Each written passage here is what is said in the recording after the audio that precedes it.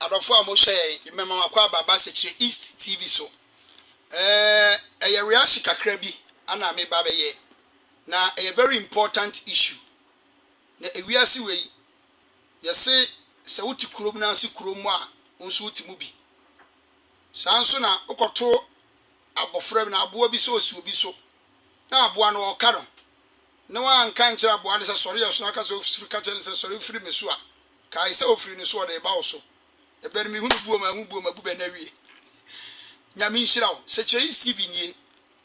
enima bi won ma twase e ka ho asem na nsan mu ne ete se Asante Asokore nkrofo bi eye galamse e wo ho ye duaduam mu no na eye kro bi e frɛ no mahini so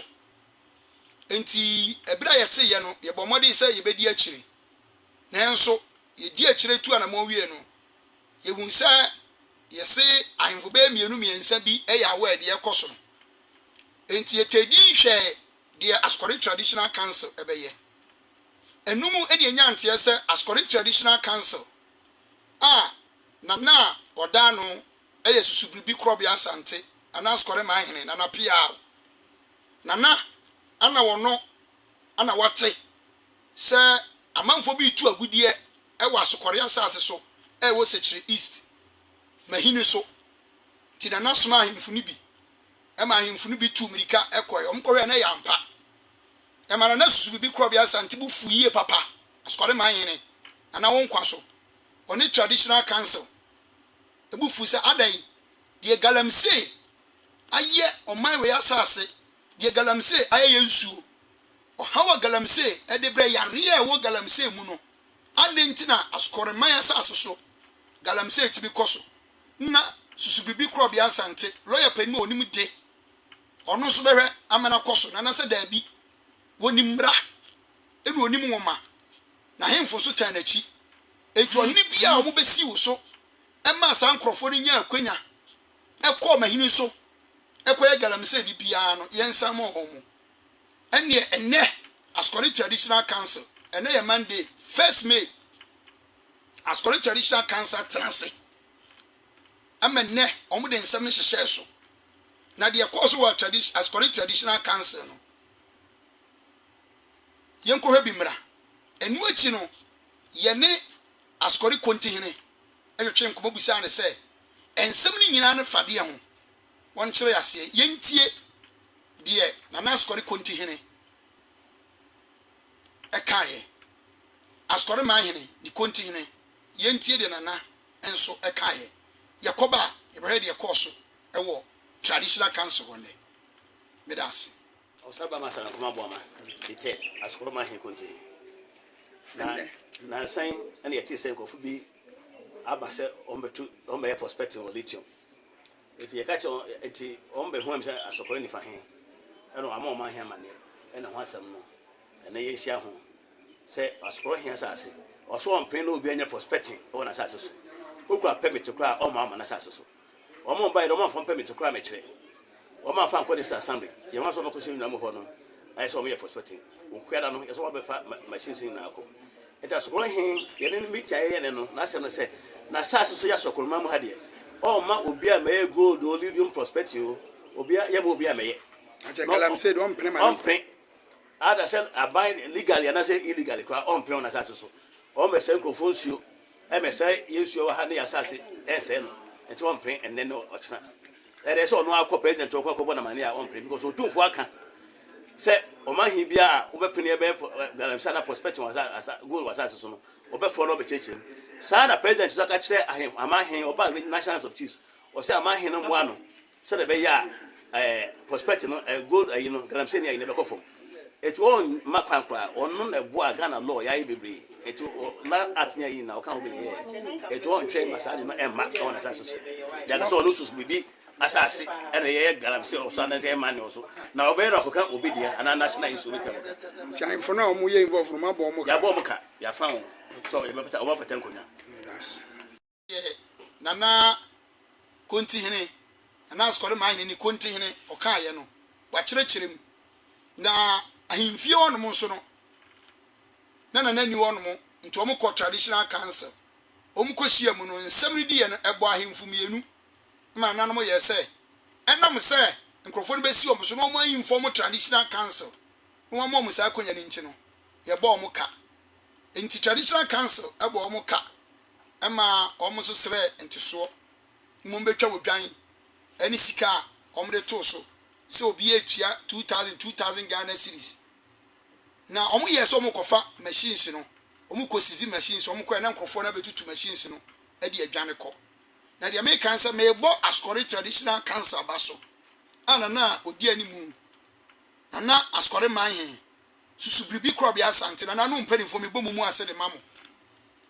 wɔhene a wɔntimi ntra sɛ nhwehwɛ han ma ne kuro nsɛn no woyɛ wɔhene na wonim sɛ de galamsey tie watu anamɔn wonu amanfo mo mamani agye ama nkurɔfoɔ asɛ sɛ ɔmo mfidie adwane gidigidi atumirika kuro no mpumtuo ani kuro no yɛ hwehwɛ sɛ kuro no bɛdi yie mo anwere deɛ mo bɛdi ho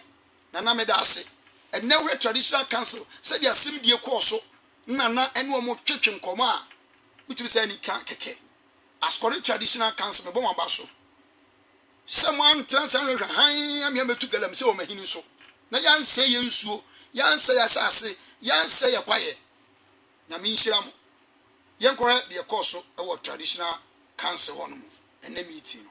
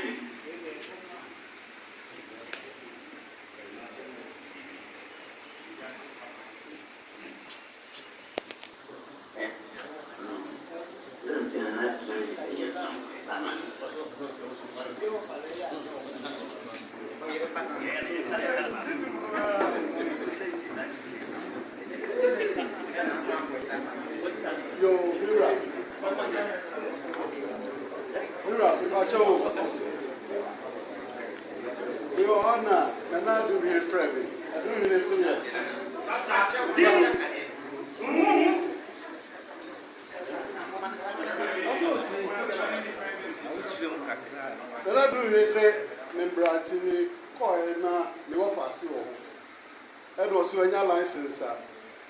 opese o de behwe agudie enti bi mechire no location se de mahire so e do doko ti bi mechire no o bo hwe kuro no ba me madua masokora se mebo amane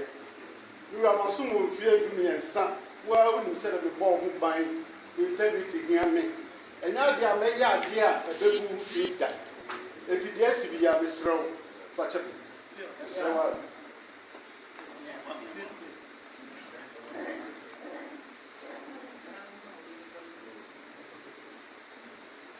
Then you go on this side.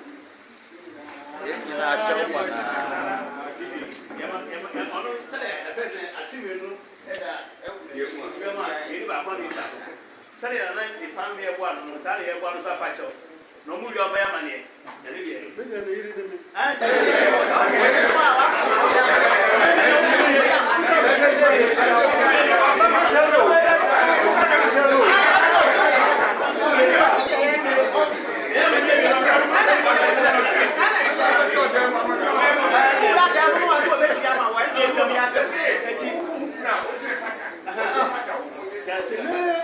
eti ye bua no ma pacho so omo ade bi so omo ye omo ho ama he a omo concession wa Asokore ha no ye pacho le wo no omo ye pacho no bia e so ba di fo bi e so ba ya mane abata ana Asokore mai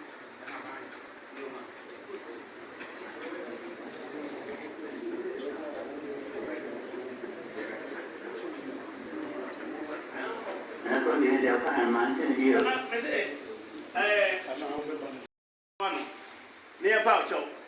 na aja oye ne enfuma edi kan ni wafum eti yeso na na mu nyina chambonya yeta yedi se na ebo ala na ne fa he no ye bo no so ne de bi mama ye wi amani e wache no maye ato aso o maye yesu tempa because me anga sanga you know me friend fitafo send na ke kudu machine no me ka che bisi send na ye fitariza gas na me no do me ba kudu machine so na do kudu gas na kwa na so ba machine akọ no ne ya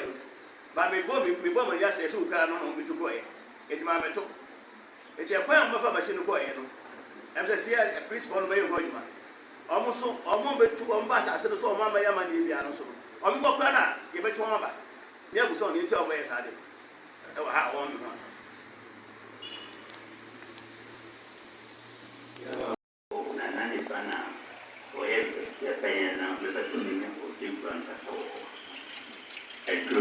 and I don't think I mean the new people will be able to go